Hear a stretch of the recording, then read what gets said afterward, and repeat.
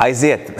Esiet sveicināti Liepājas tehnikumā. Šodien ir 7. marts un tikko norisinājās konference par to, ko tad darīt pēc tehnikuma un kādas ir iespējas Liepājas tehnikumā.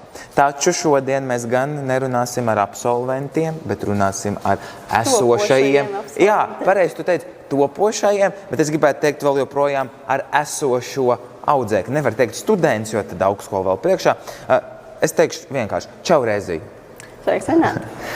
Laikam man šeit pat nevajadzētu iepazīstināt publiku vai tie. Es pat nezinu, kur skatīsies šo video, bet daudz jau zina, kas ir Rēzī Eigamane. Prieks. Vai ne? Un ar ko viņi nodarbojās un ko viņi dara, bet īsumā pastāsti, kas tu esi un ko tu dari Liepājas valsts tehnikumā. Tad es esmu Rēzī. Liepājas valsts tehnikumā es mācos 4. kursā. Par ko? Par reklāmas pakalpojumu komercdarbinieks. Reklāmas pakalpojumu komercdarbinieks. Jā. Un ikdienā es ļoti daudz nodarbojos ar uzņēmējdarbības sfērā, gan ir ģimenes uzņēmums, gan arī, šogad vairs gluži ne kā pati, bet darbojos ar skolēnu mācību uzņēmumiem un šobrīd vairāk strādāju arī aizkadrā, mācot nākamo skolēnu mācību uzņēmumu paudzi, teiksim tā.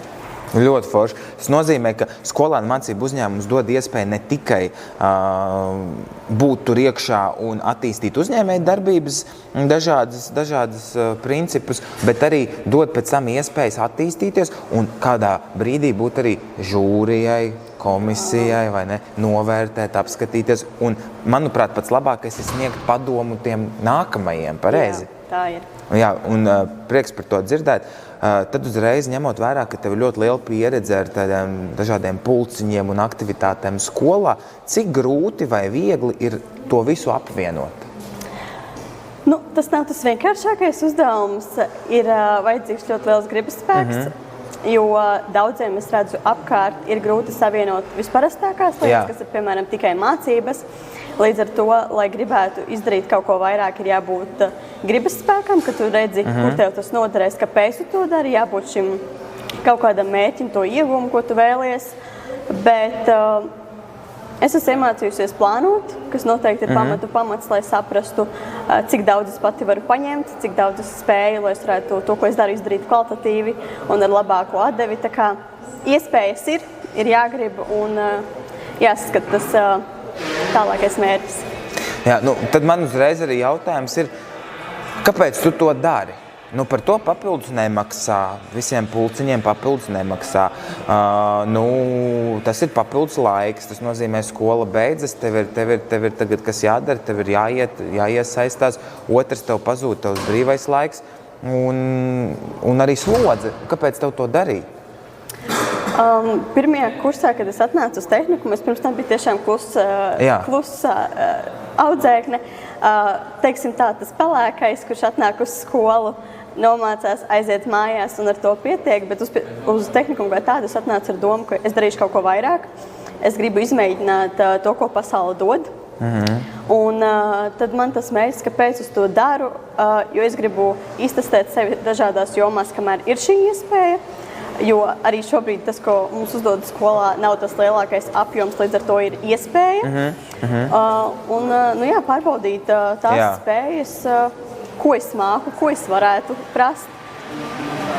Lai izmēģinātu dažādas tos ceļus, varbūt es izdomāju kaut ko pilnībā jaunu. Tas ir tāds, vienu brīdī arī man bija tāds, lai ir ko ierakstīt CV. Bet šobrīd tas CV ir tik pilns, ka šis ir tiešām tīri priekš manis, lai stiprinātu to, kas manī mīt un pilnveidot kaut ko. Vai pareizi saprotu, ka šī pieredze tev arī kaut kādā mērā dos iespēju pēc tam pieņemt lēmumu, ko tu darīsi tālāk nākotnē? Pieņemt to pareizo lēmumu, pieņemsim profesijas izvēlē, vai pareizi saprotu? Noteikti. Tas, ko es esmu izgājusi cauri, piemēram, šim pašam skolēnu mācību uzņēmumam, tas ir devis man spēju saprast, ka uzņēmējdarbība ir tā sfēra, kurā es vēlos palikt. Tā ir tā, kurā es iemīlējos, teiksim tā, un vēlos saistīt savu nākotni ar to. Ejot cauri visādiem šādiem pasākumiem un konkursiem, ir daudz lietas, ko es esmu sapratis, ko es nevēlos darīt. Piemēram, mācību uzņēmumā rēķinot savas finanses, es esmu sapratusi, ka es nekad nebūšu grāmatvede. Bet, citreiz saka, nekad neteikt nekad. Līdz ar to arī tas ir. Bet, noteikti, kad vismaz es sapratu, ka uzņēmējdarbība ir mana, un tad tālāk, kas iet programmā, varbūt kādu atkal to bišķi sānu ceļu es vēlos, tas vēl ir pagaidām procesā, bet aptuveni vismaz. Jā, runājot par grāmatvedību, es atzīšos arī, kad mācījos finanšu darbiniekos, mums bija grāmatvedība, viss bija labi, bet es arī sapratu mācību procesā, cipari un tās lidmašīnītes nebūs mana ikdiena. Es ļoti, ļoti novērtēju grāmatveža darbu, jo patiesībā tas ir tā ļoti liela atbildība, tas ir viens, tie cipari, bet jā, man laikam vairāk kaut kas radošāks un tādas lietas, bet grāmatveži mums ir vajadzīgi un ir īpaši ļoti profesionāli grāmatveži. Un kā jau mēs šodien konferencē redzējām, tad mūsu grāmatveži ir izcili ne tikai ar to, ka viņi ir perfekti grāmatveži arī pēc absolvēšanas, bet viņi māk arī spēlēt piano. Es esmu dzirdējis arī hip-hopu, dejot, un daudz dažādas citas lietas. Tā kā prieks arī par mūsu grāmatvežiem un daudzām citām profesijām, kuras ir iespēja apbūt šeit. Tagad man jautājums ir viens pēdējais. Kāpēc tu izvēlējies Liepājas valsts tehnikumu un vai tu ieteiktu Liepājas valsts tehnikumu citiem? Liepājas valsts tehnikumu es izvēlējos īstenībā salīdzinoši pēdējā brīdī. Man šķiet, ka pieteikumu es iesniedzu tiešām pēdējā dienā, jo sākumā es biju izpētījusi visas vidusskolas iespējas, Ventspils tehnikumu, un es par Liepājas valsts tehnikumu nebiju aizdomājusies. Un tad bija tādas kārtīgas pārunas ar tēti. Jā. Viņš, protams, mani atbalsta, bet kaut kādā ziņā, ko tu pēc 9. klases no vienas puses vari saprast. Un tā kā šī uzņēmēja darbība tomēr nāk no ģimenes, tad šeit bija šis komercdarbības iespēja, un reklāma ir atkal no manas radošās puses, ko man patīk attīstīt, tad tieši šī profesija un šī iestāde bija tā, kas salika kopā visu, kas man interesē. Un vai es ieteiktu citiem nākt uz šo tehnikumu? Noteikti jā.